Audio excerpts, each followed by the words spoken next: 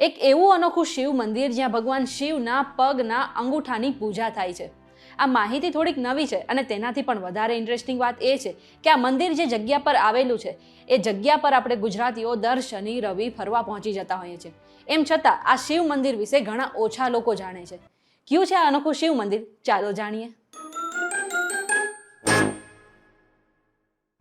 VTVGujarati.com પર તમે જોઈ રહ્યા છો અજબ ગજબ અને હું છું મેઘા. હવે આ મંદિર વિશે જાણતા પહેલા એક કામ કરી લો કે પ્લે સ્ટોર પર જઈને તમે અમારી એપ્લિકેશન ડાઉનલોડ કરી લો. હવે વાત તો જાણીતી જ છે કે આપણે ગુજરાતીઓ વીકેન્ડમાં એટલે કે શનિ રવિમાં આપણા પડોશી રાજ્યમાં આવેલ એક હિલ સ્ટેશન પર ફરવા પહોંચી જતા હોઈએ છીએ.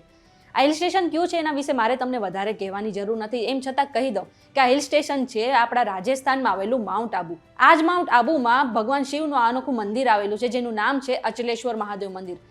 આ જે મંદિર છે માઉન્ટ આબુથી આશરે 11 કિલોમીટર દૂર અચલગઢ ગામમાં અને અચલગઢ કિલ્લા પાસે આવેલું છે. આ મંદિરને લઈને એવી માન્યતા છે કે આ જગ્યા પર ભગવાન ભોલેનાથના જે પગનો અંગૂઠો છે એના કારણે જ આ જે માઉન્ટ આબુનો પર્વત છે તેની જગ્યા પર સ્થિર છે.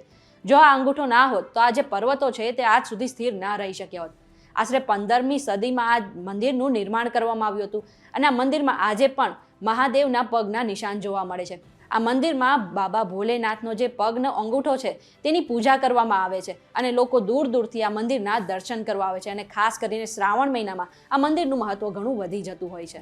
આ મંદિરને લઈને એક પૌરાણિક કથા પણ છે. એવું કહેવાય છે કે જ્યારે અબુરદા પર્વત પર સ્થિત નંદીવર્ધન ધ્રુજવા લાગ્યા ત્યારે હિમાલયમાં બેઠા બેઠા તપસ્યા કરતા ભગવાન શિવની તપસ્યામાં ભંગ થયો, કારણ કે આ અબુરદા પર્વત પર એમની પ્રિય ગાય કામધેનુ અને નંદી પણ રહેતા હતા. એમને બચાવવા માટે ભગવાન શિવે હિમાલયથી પોતાના પગનો અંગૂઠો લાંબો કર્યો અને આ પર્વતને સ્થિર કર્યો હતો. ત્યારથી જ એમના પગના અંગૂઠાની છાપ આ મંદિર પર જોવા મળે છે. સાથે એવું પણ કહેવાય છે કે આ જે અચલેશ્વર મહાદેવ મંદિર છે એ દુનિયાનું એકમાત્ર એવું મંદિર છે જ્યાં ભગવાન શિવના પગના અંગૂઠાની પૂજા કરવામાં આવે છે અને અંગૂઠા પર જ્યારે જલાભિષેક કરવામાં આવે છે ત્યારે તેમાં ચડાવવામાં આવતું જળ સીધું પાતાળમાં જાય છે. આ ઇન્ફોર્મેશન તમને કેવી લાગી અમને કમેન્ટ કરીને જરૂરથી જણાવજો.